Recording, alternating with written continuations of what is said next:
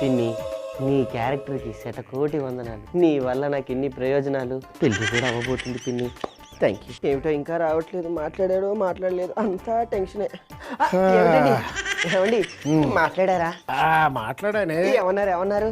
మనోడు 10th class pass అవ్వకపోయినా పర్వాలేదు అంటున్నారు. అమ్మయ్య, కొబ్బరి పచ్చడి ఇవ్వండి. తానుండు పట్టు.